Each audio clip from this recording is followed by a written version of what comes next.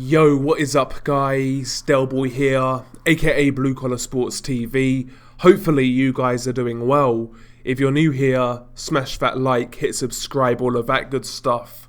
So, Alen Babic knocks out David Spilmont in the 6th round, in which was a really good fight. This was the typical Alen Babic fight in regards to his style, coming out, throwing loads of bombs, hooks, etc. A lot of volume. And he basically was just in there trying to mow down David Spilmont. And that's eventually what he did, but he had a lot of trouble along the way in this fight. Bear in mind, David Spilmont went in there, I think it was at 4 days notice, something like that. And yeah, he took Alen Babic life and death pretty much. But it was a really good fight. First round, as always with Alen Babic, he comes out and applies a lot of pressure. No jab to speak of, just coming forwards, throwing a boatload of hooks to body and head. And he was outworking David Spilmont in the first round. However, David Spilmont was able to time Alen Babic with his left hand. Spilmont is a southpaw, and he was catching Alen Babic in between his punches with his straight left hand and also his left uppercut. And he was catching Alen Babic quite regularly in the first round. However, Spilmont did get outworked in my opinion, and I felt Babic won the round. Round 2 started basically the same. It was Babic's work rate. He was the guy getting on Spilmont's chest, working the body, working the head, throwing more punches, but Spilmont was landing good single counter punches, once again exposing Alen Babic's porous defense. You know, when Babic throws his combination punches, he basically squares completely up, so a straight punch he's always open for, and we saw that in this fight.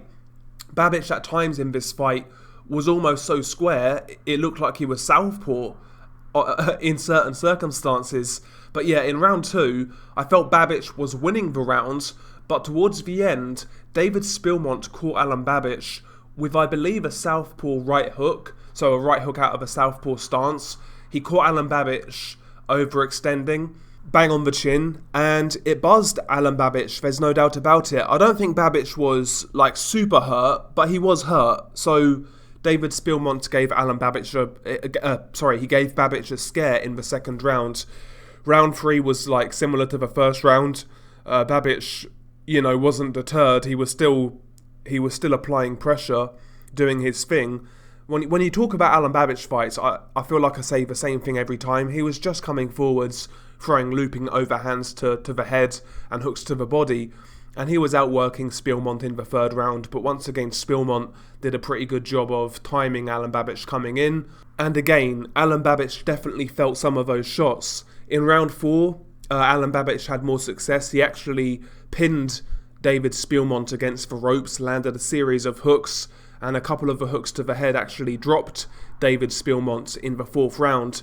To Spilmont's credit, he got up, he beat the count, and he continued fighting. And he actually landed some pretty good shots after that.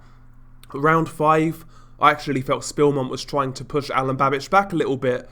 And, he was throwing more punches on the front foot, most of which landed. But at this point in time, you could see that David Spilmont's gas tank was starting to decline. He wasn't throwing quite as many punches, and Babic was still outworking him at this point. But Spilmont was still landing some shots, reminding Babic that he was still indeed there.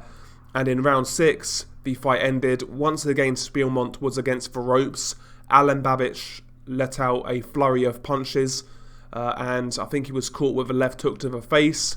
It busted up Spilmont's nose. Spilmont hit the canvas, and he stayed down for the 10 count. And that was it. Really good fight, really enjoyable, really fun. A bit of a barroom brawl, I guess I would say. Not much technique, especially on Alen Babic's side, but he is fun.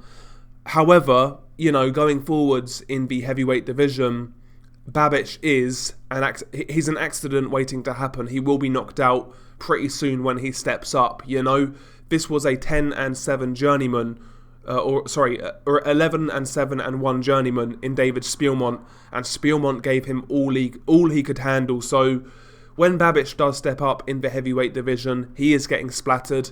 He is fun, but he's extremely vulnerable. He He's got zero defense, so Babic to me is a knockout waiting to happen in the heavyweight division. I think Babic should go down to bridgerweight or cruiserweight, quite frankly. Honestly, Babic is a cruiserweight, let's be honest about it.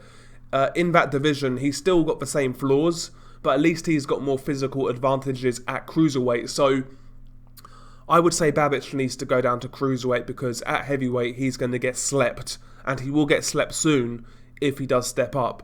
But yeah, share your thoughts below. I thought this was a really good fight, really enjoyable, really fun. But share your thoughts below. What did you make of it? Peace.